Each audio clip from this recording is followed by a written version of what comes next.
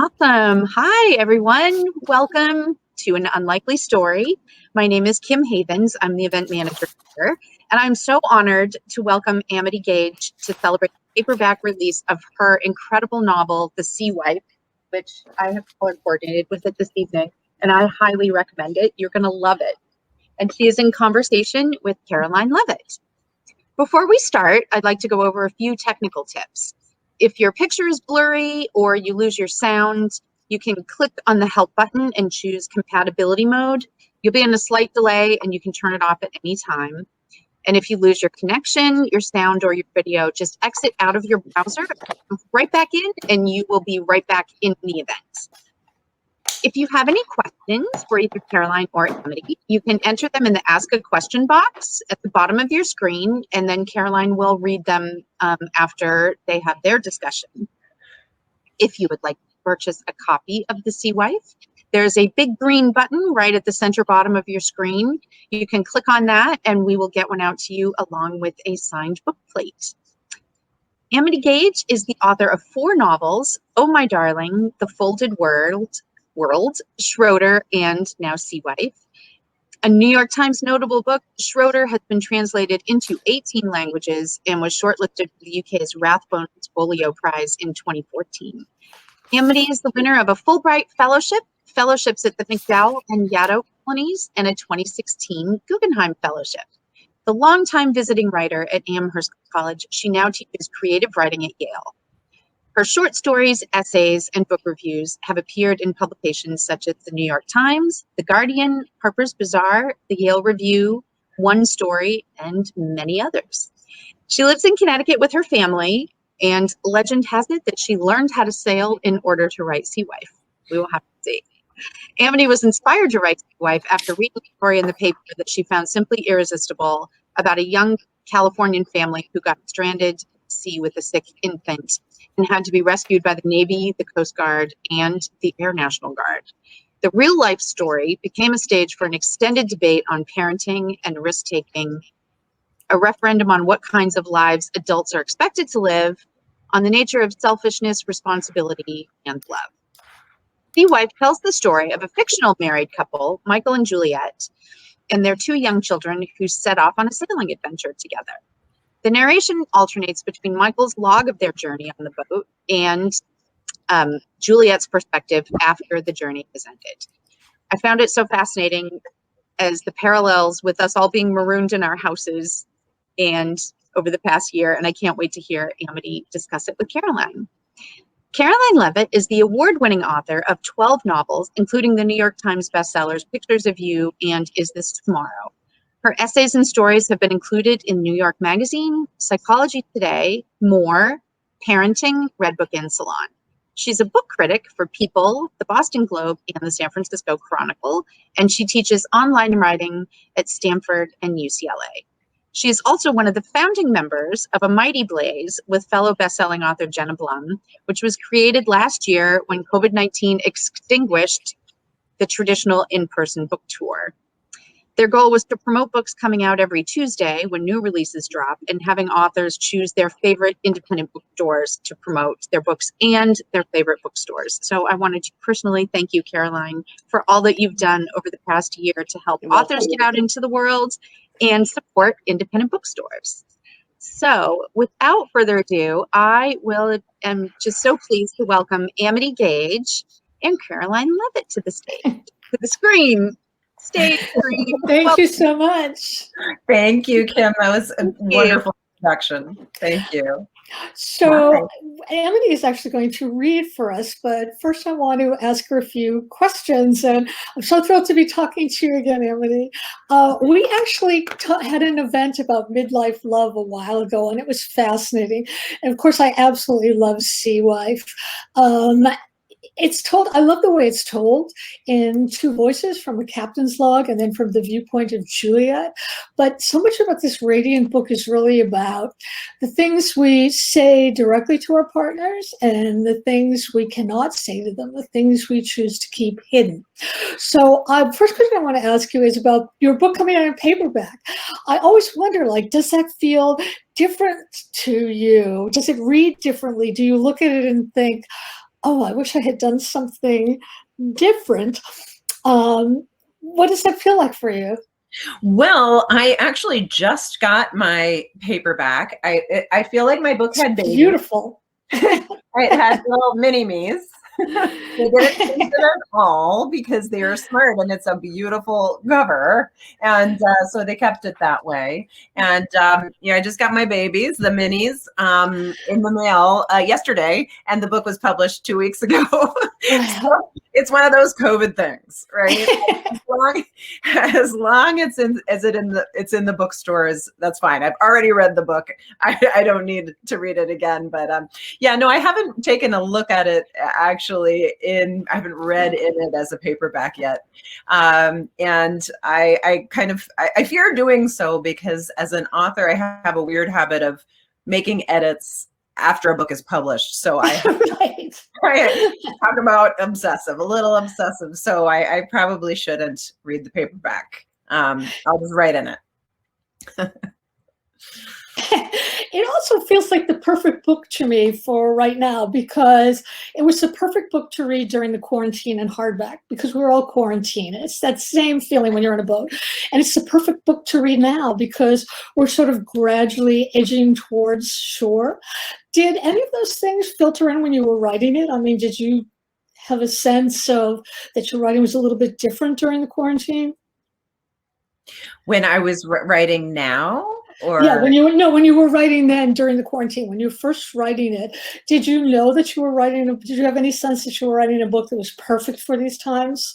Or was that just a wonderful surprise? Oh, it was a wonderful surprise because I was done with it long before COVID ever came to our shores. But I feel it didn't escape me or other readers that there was a kind of resonance to the story when COVID hit us all. And I saw it myself because I did reread the book to prepare for talking about it. I'd sort of forgotten what was in there. And I was like, wow, this is how I feel with my family and my house, with really confined and relying on one another as a crew of a boat, for better or for worse. Getting sometimes closer, sometimes too close to one another, no separate space. Right. And also just the whole allegory. I think a lot of sea stories immediately take on an allegorical cast because it's just someone sets off from the shore. It's like, are they going to make it or not? Right. Even when they make it, and most people make it, you fight a lot of weather and a lot of unpredictability. So I think that felt consonant with going through the pandemic as a family. We are on this boat. We need each other. I feel the same way about the country, going through this as a country together on the same boat, for better, for worse, in the same boat. So I think that did have. I would have preferred to not have those things be relevant, but once it occurred, I guess I felt that there was a resonance. Okay. One more question before I'd love for you to read, which is about structure. I noticed that in one of your novels, Schroeder, which I absolutely loved, magnificent book, you based the story, a father kidnapping his own daughter, on a Bavarian case. Sea Wife is also based on a news story of the rebel heart. Both of them seem to focus on couples with deep philosophical differences, sometimes political differences, as in Sea Wife. And I was wondering, is that sort of, what draws you particularly to this? I mean, what was haunting you in both cases, that you saw these true stories and you felt, and they were both like, they had some vague similarities and you felt, this is something I want to explore? Yeah. I knew you would ask great questions. I'm so glad you're here with me. So I would say there's sort of two parts of that, which is taking the headlines, or not the headline, but a newspaper, a real life story. And then the second question of these marriages and writing to marriage, or that's the stage on which these occur, or these novels occur. I think for the newspaper, I think it's because I'm really not that good at coming up with my own plots. Oh, yes, you are. Well, I just really, I have to say, I'm doing it again with my new work that I'm working on, and I have to wait for that inspiring story. It's like a triggering story, it's sort of like where somehow something that happens in the world kind of coalesces, or it's sort of has got a magnetic quality for me, and all my own personal themes and my own personal interests kind of get stuck to it, and get stuck to that story. And then I know that that's a good one for a novel. It has to be a novel-sized story, not a story. So I think that's why I do it. It's sort of like what draws a person to a certain kind of book. It's you read the story and then you feel something inside you that connects up with it. Okay, I sort of lied because I do have another question to ask before you can read, because it also follows with Schroeder too, which is about who tells the story and why. Schroeder was a letter from the father Eric to his wife Laura, explaining himself. And of course, there are all different layers. Sea Wife has two approaches. We get Michael's story through the captain's log. And I want to point out that just the word captain is fraught in that. And then we get Juliet's point of view too. So how do you decide? How did you decide? And how do you decide who tells your stories? It's such an important question for a novelist, because once you do have this narrative, as they say, there's only 7 stories in the world, or in like literature. So it's really how you tell them and who tells the story, right, and their level of reliability or unreliability, or wisdom or self-deception, or all of those things. And we all have a degree of both wisdom and self-deception. So I'm really interested in first-person narrators trying to tell their own stories. I've been writing in the first person now, and I'm doing it again for that reason. So I think with this story, I wanted to. I really feel in a lot of ways it's really Juliet's story. And when I read tonight, I'm going to read just from Juliet. But those of you who haven't seen the book, and I hope you do check it out, it's got this very cool format where you can see these are the 2 voices. It's Michael, Juliet, Michael, Juliet, Michael, Juliet, the married couple. So it's really a duet. And the publisher did a great job of, they scooted Michael's here to the right, and Juliet's a little bit to the left, and which echoes their political leanings. That happens too. And then eventually, at some point, their daughter speaks in the middle, and she takes the middle column. So who's telling the stories was a big part of what inspired the story. They're both telling the story. It's a duet. It's a dyad. It's a conversation. It's a debate. They contradict each other at times. They echo each other, reinforce each other at times. It reminds me a little bit of like a long married couple trying to tell the same story. And I'm kind of like battling for the story, even though it's also taking place in different time frames. And that's what you were just mentioning. It's like, say what you do say to your partner and what you don't, because even though it's a duet, they're not necessarily hearing each other. That's right. And it's sort of like a wave too, where the tide comes in, the tide goes out. Please, would you read something for us? Sure. Yes, I'd love to.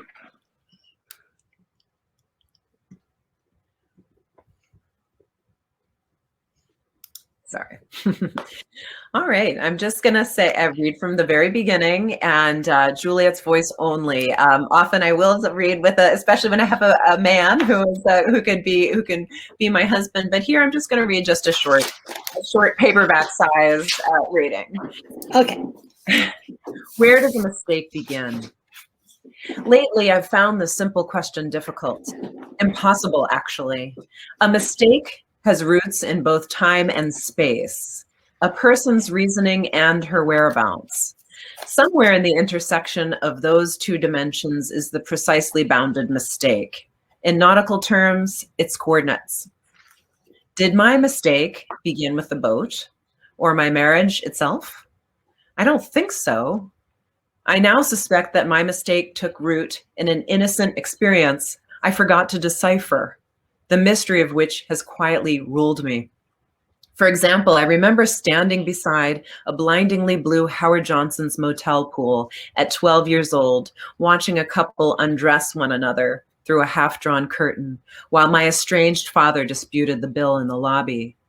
Should I have looked away? Did the miscalculation occur even earlier as I sat on a rope rug in clean kindergarten sunlight and I leaned toward the boy beside me and accepted his insistent whisper? I still feel his dew in my ear. And now I'm sitting in a closet, Michael's closet. I should explain. Several days ago, I came in here looking for something of his and discovered that the carpet is very plush. The slatted bifold doors filter the sunlight beautifully. I feel calm in here. Hiding in closets is the habit of children, I know. I used to hide in my mother's closet when I was a kid. Her closet contained exotic items she never wore, a silk tunic, a jaunty wool jacket. I loved holding these fabrics against my body or stepping into her high heels as if onto a dais, rehearsing my future. I never felt ashamed. Surely there is some connection between seeking refuge in my mother's closet long ago and hiding in Michael's now, but that insight does not help me. Sometimes life just writes you tiny, awful poems. To be honest, I'm uncertain whether or not I can survive this day. I mean, if I want to. To go outside requires preparation and composure. If I were to go out, to start walking around and seeing people again and going to the grocery store and getting on with it, invariably what someone would ask me is, do you wish you'd never gone? They will expect me to say, yes, our journey was a mistake. But I do not regret saying yes to the boat. Saying yes to the boat was my clearest act of loyalty toward my husband. I can't afford to regret it. If I did, I would only be left with my many disloyalties. When I first met Michael, I thought I'd never marry a guy like that. Too persnickety, too conventional, no sense of humor. But I was wrong. Marriage and kids and the grind made Michael morbidly funny. He got funnier and funnier, while I, who had been funny, got less funny. There was this ratty muscle shirt to which he was superstitiously attached when we were living aboard the boat. The memory of this skirt makes me laugh out loud. While sailing in hot climates, you start wearing as little as possible. And cruising kids, they dress like lunatics, wearing grass skirts under flamenco dresses with muck boots and shell necklaces, mementos of places they've been. I have no idea where Michael got the muscle shirt. Panama City? Standing ashore, beaming with his boyish face and unwashed hair, he looked like a prep school kid who'd gotten lost on a hike 20 years ago. The muscle shirt was so funny because he's normally such a neatnik, a dandy, a rearranger. He needs almost no sleep. His mother said he'd always been that way. Here at the house, he used to work late into the night, sending emails and finishing reports, but mostly man tinkering, learning about electrical wiring by gutting another appliance or making little toys for the kids. In the morning, he'd leave for work as shiny as an apple. He wouldn't let the children eat in his commuting car. Goldfish, Triscuits, verboten. But the family car, my car, lawless. A layer of organic material composted under the seats. Mysterious objects thumped against the wheel wells whenever I made a sharp turn. I understand it now, sitting here. I understand how nice it must have been for him to have a little fiefdom, a closet where shoes are paired and the world is shut out and you get to make all your own choices. My closet, just there on the other side of our bedroom, is haphazard. I gave up trying to neaten it when Sybil was a toddler.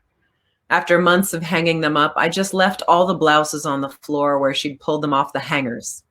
She'd shuffle out of the closet in my shoes, unsteady as a drunk, and leave them under tables and sofas. But I'm a mother. Gradually, I just gave them all away, all my spaces, one by one, down to the very last closet. That is wonderful. I love to listen to you read.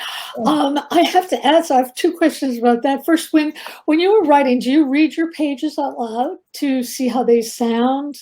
I will read I don't read them to myself, but I will read them eventually to my husband first, and who is tends to be a pretty sympathetic audience, and He has to be. he knows which side his bread is buttered on. No, but he's also a literary person. He's he's a wonderfully read person, a real reader, and so that helps a lot to just hear it in that kind of circumstance, or to a friend. And then when I read it to a sympathetic person like that, I do feel I can really hear the writing in a new way. Yes, and I can hear when it's working and when it's not working. Whenever I make a false step, a sort of inauthentic step, I can hear that. Yeah. When do you know, when you first start writing a new project, that it's going to be a go? I mean, do you just know and power through, or do you have a first chapter where you think, okay, this is good, and then you get to chapter 2 and you think, what am I doing? I have to abandon this. I mean, how do you know? Yeah. Or do you not know through the whole process until you're finished? Yeah. Well, I mean, do you know, Caroline, you know so many writers. Do you know any writer who doesn't have an unfinished book? You know, what they call like a book in the the book that you throw out 3 times and then pick up and put in your drawer. Yeah, but I'm always curious about that. How do you know that it can't be fixed? That's a great question. I do have a book in the desk drawer. I don't know with that one if I felt like it could be fixed. I think it relates a little to something I said earlier, which is that maybe it wasn't a novel-sized novel. Like I had exhausted. I had exhausted the thing that had interested me about the book, and I had lost the energy, and I'd lost it didn't have enough breadth really for me to go on. And so I would say, probably if I could make a generalization, it's when the writer feels that she's exhausted the topic, or that she doesn't have anything to, or she herself is not excited about it. So you really, if you're not excited about your own, they're not going to. I just don't think anyone else is going to. But also in the opposite, whenever I have writing students come to me, when they tell me this is my novel, it's absolutely great. Usually there's problems in it, but when they say this is my novel and it's so terrible and you're going to hate it, for some reason those are the books to me that always have the most interesting things in them to be developed. So I never am sure of my own feelings when I'm writing, which is why I was going to ask you how you I was going to put the blame on you.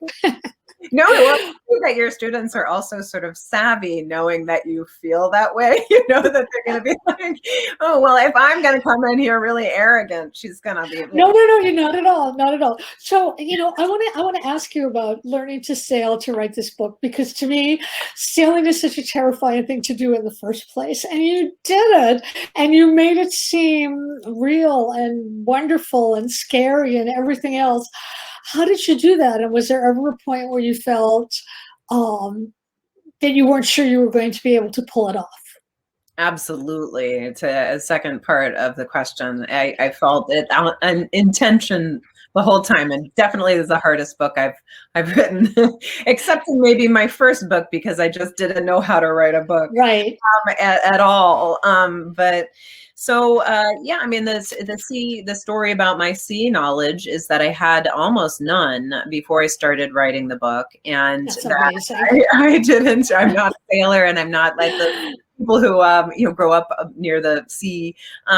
So I was a land-bound Pennsylvania girl who was actually terrible at like Girl Scouts, terrible at not handy, not quick in a crisis, terrible memory, can't remember which rope to pull or sheet, you know. So I'm not a natural sailor. I can talk a little bit more about why I decided to set the book at sea, but your question is more like how I made that adjustment.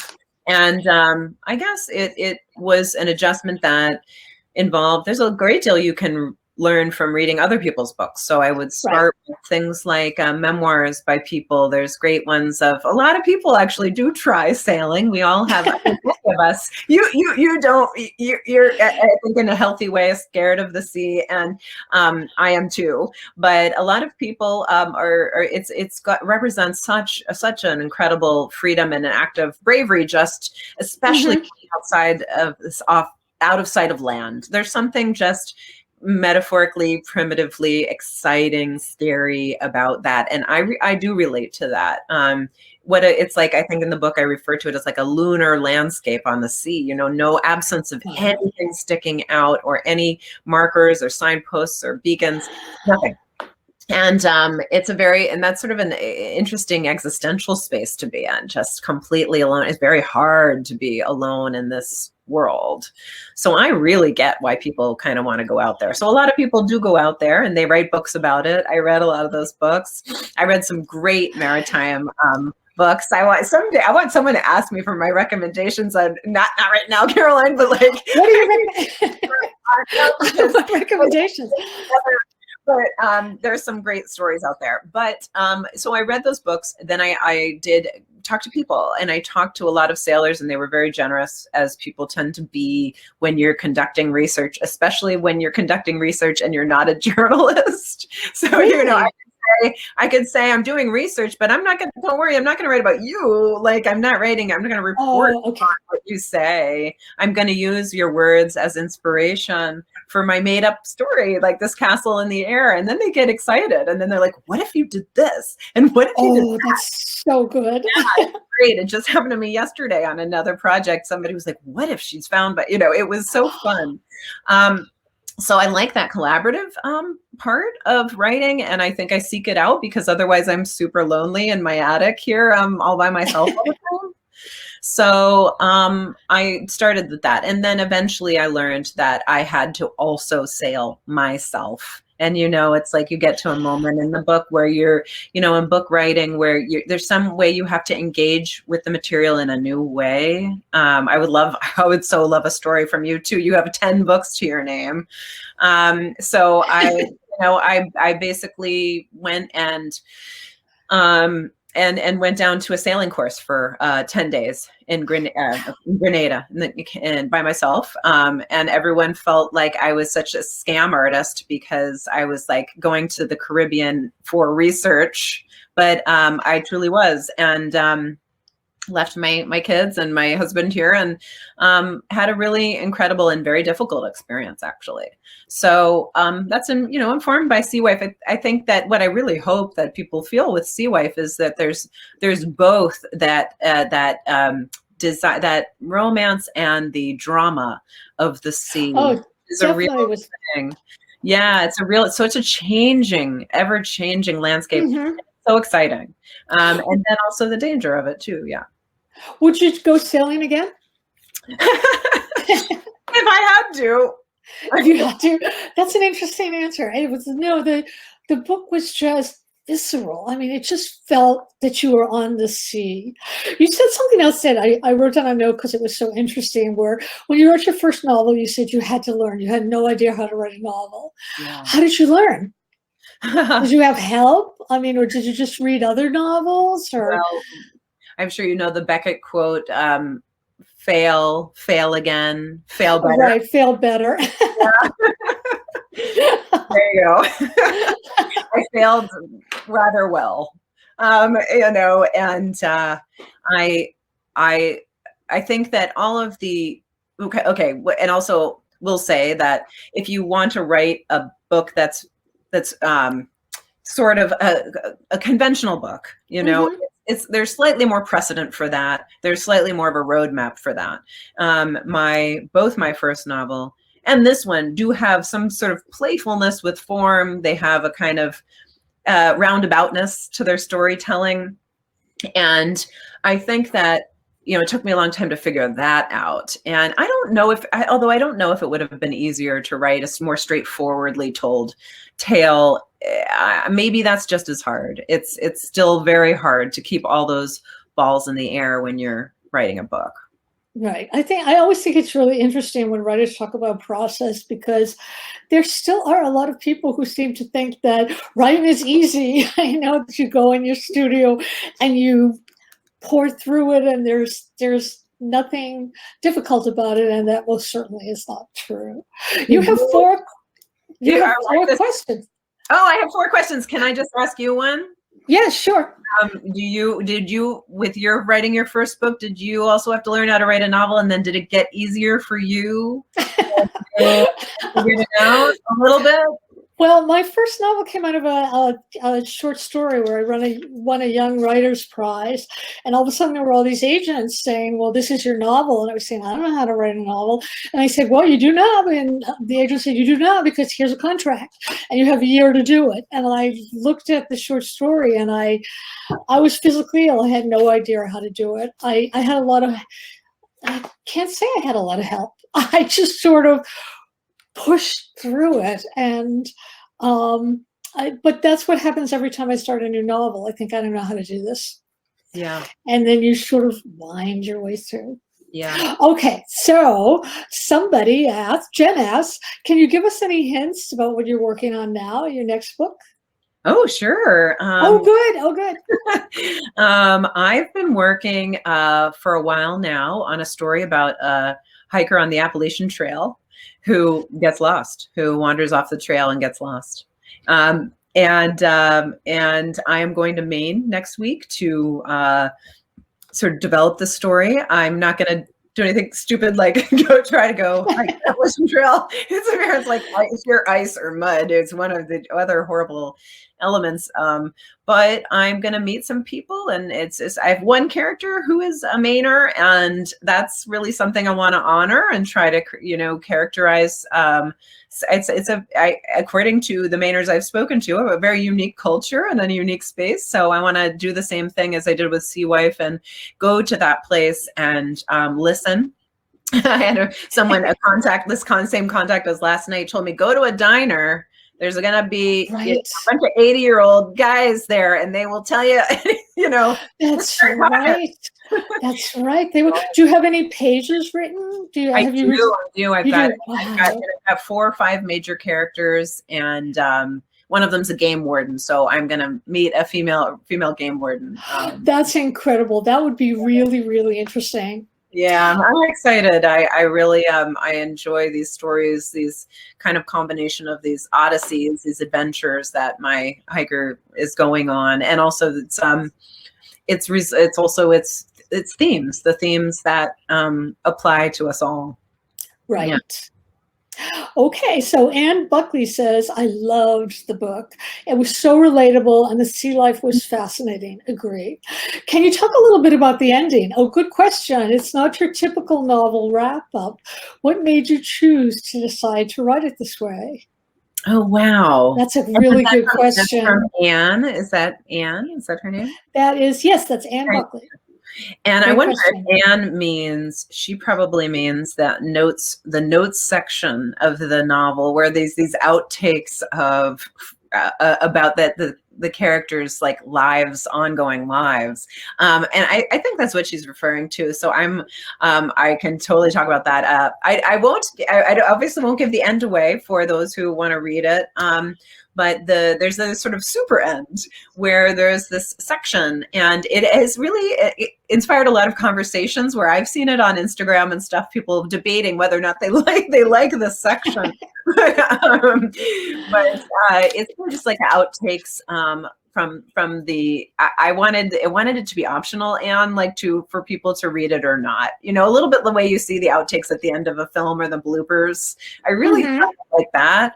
But also, some of those sections were going to be in the original book, in the primary part of the book, but they started to veer a little, to digress too much. So I didn't want to give them up, and I was ready to.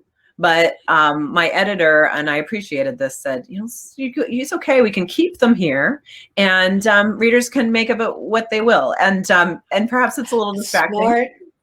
But I think there's a spirit in the book. My hope is that I do ask the reader put things together a little bit. Like there's the way it's written in these little bits, and you have to kind of make some connections between things. There's weird jump cuts sort of things, juxtapositions.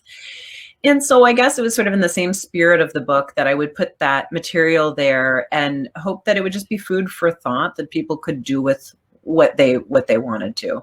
And also I liked giving that to the reader to interpret. I don't like reading a book where I'm like, read it, done, totally interpret. I got it. I'll, yeah, it's over. Stamp. I really like the books. I would say if a mentor of mine said they cast a shadow. There's the sense of them ongoing, or something left to explore. So, and one little thing about that section is there's also a made up, a fictional dissertation. Just like, oh, I love that. That was great. I never got a PhD, always wanted to.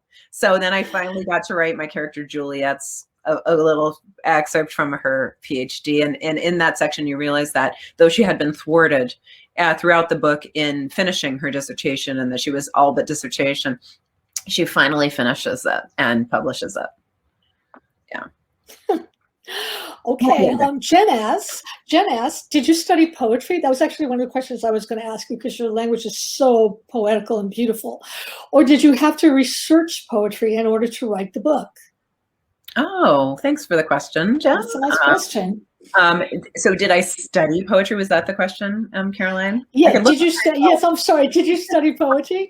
Or Okay. did you have to research poetry in order to write the book? Yes. Okay. Well, I started as a writer, and I'm talking about it as a child, as a poet. And that's where I think I learned that value of word choice, and the sort of primacy, importance of word choice and of metaphor. And so I love poetry. I realized as I became an adult that I actually wasn't that great at writing it. I brought some to my fiction teacher in college, and I brought some of my poetry, and her advice to me was stick to fiction. That's what she said. Oh my goodness. Okay. She was right. So Anne Sexton is one of the poets that's excerpted in the book. There's lots of little tidbits for anyone who's a fan of poetry. You get a little bit. I love the Kenneth Patchen line. That's the Kenneth Patchen line is there are so many little dyings that it doesn't matter which one death is. I might have misquoted that, but I love that line. But so there's some Anne Sexton poetry in there. The Anne Sexton poetry I admired when I was in college, and it's a very dark confessional poetry about like female rage and right, and mental health, and is particularly it struck me as particularly like a female in a way that I recognize. So I give it to my character, and she's writing a dissertation about Anne Sexton. It was just a way to throw in there something that had mattered and was an influence to me, and that I felt comfortable with. But also there's resonance because Anne Sexton had postpartum depression, right, which is something Juliet struggles with.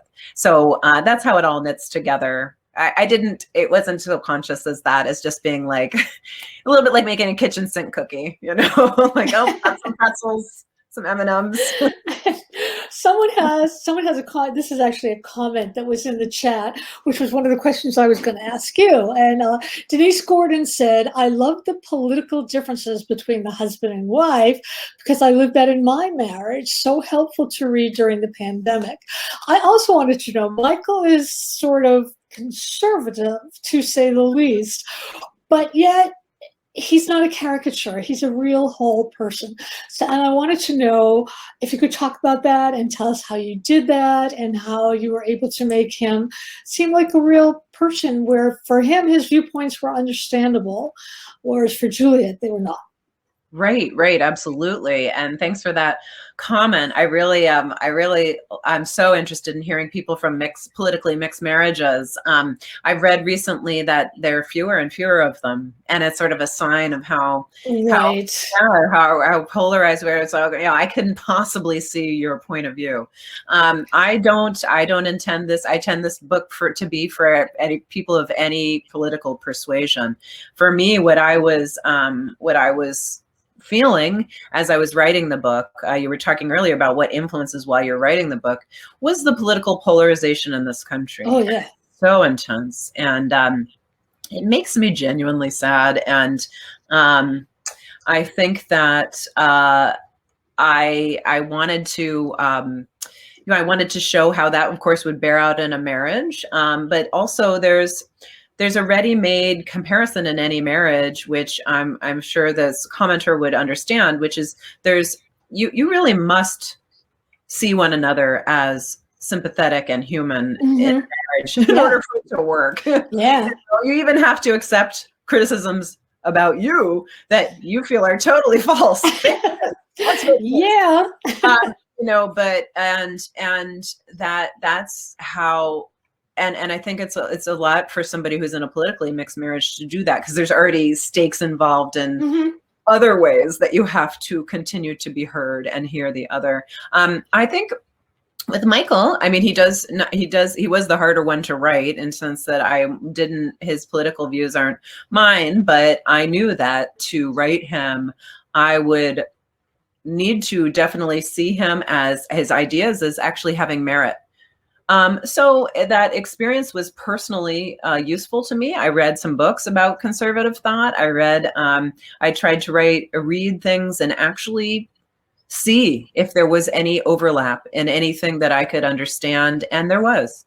And then there were moments where there weren't. And I gave some of those ideas to him. I also I found ways to relate to Michael that weren't political.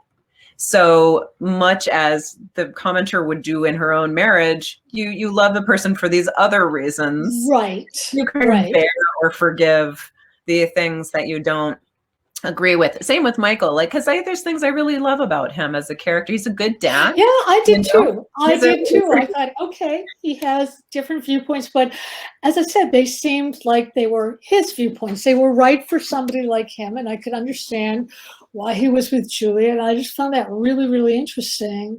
Yeah, I mean, he represents the sort of spirit of individualism that is part of our It is a part of our American history. It is. And when he strikes out in the ocean, he even says that he's a little bit inspired by that, like it's an American thing to do, Yeah.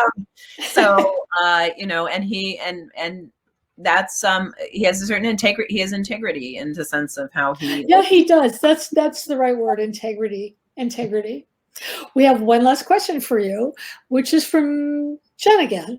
Hi, Amity. I read and loved your book because it was on Ellen Hildebrand's top 9 book recommendations of 2020. So my question for you is, what books do you love that you would recommend to read? Thank you for that question. And I would love to recommend some books. That question, it sounds like it's sort of like my all-time favorite books. And I would have to think about that one for a minute, but I do have some recent books that I've really enjoyed, and hopefully that helps. And by the way, Ellen Hildebrand, wow, that was so great. That's such a great of her. To just recommend that to her, like legions of fans. We actually went to grad school together. We did. Did you go to the beach together? No, I hadn't seen her since decades and decades. This is a good book. This book is so good. This is Caroline. Thank you so much. And I loved it. It's about three characters who intersect with each other in these incredible ways. And if you like character-driven books where you feel like the people are real people, like palpable as you or I, that is an incredible book to read. And it's got this very cool, like what it's like to be in a coma section that's otherworldly.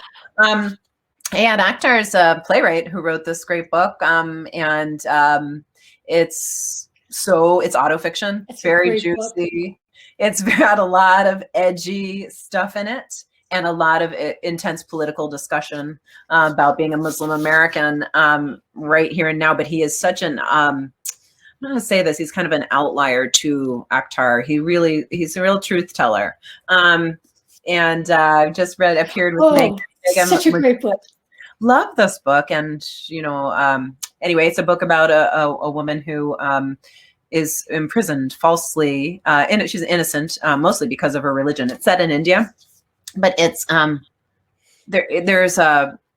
there's multiple characters. Also, Majumdar does a great job of a little bit like what Caroline was saying about like rendering sympathetically people who, are very questionable, like make some moral failures, and I really do think that's something literature is supposed to do, and remind us of our humanity, our fallibility. I love Helen Macdonald. I would follow her to the ends of the earth. Her That's essay a wonderful collection here is so good. And now that I'm writing this outdoorsy, it also has birds in it, book. I'm also taking a bird watching class, which is really fun. I've been really inspired by her and all nature writing. I also love Sigrid Nunez and this, yes. What Are You Going Through? It deserves to be read. It's a wonderful friendship story, a story of friendship. Yeah. I want to tell everybody out there to please order whatever of these books that you would like at an Unlikely Story or at your favorite indie bookstore. We want to support them. Can I jump? Do we have any more questions? Yes, and please. I don't have to answer any more questions. I just want to indie plug. I think a lot of people, you guys are such a great audience, and you come to probably a lot of you to Unlikely Stories, like many events. I was at an Authors Guild meeting the other night where there was some doomful sayings about what will happen, if Amazon gets like the line, it's almost at 80% of market share for books. And please remember that every time you buy a book from an indie bookseller, it's not so much like anti-Amazon thing. It's that we want diversity and we want different places where we can buy books so that it's, we're not all working for Amazon. So it's really great. So I'm making a vow for myself to just indie all the time. Yeah.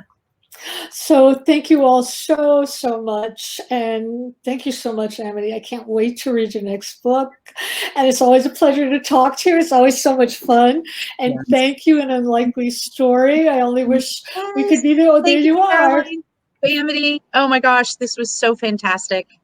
I had an a great amazing time. Oh, it's Thank wonderful. you, Caroline. Thank you, Kim. And thanks for everyone for coming out when there's so many Yes. things you can do. I so appreciate it.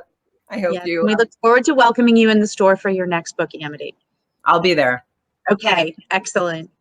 Thank you so much. And I did put the links. Thank you all to so I didn't much. put the titles in there, but if you click on them, you can find the books that Amity recommended. So thank you so much.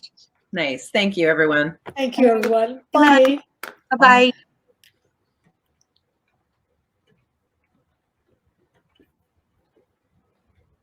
Yes, up.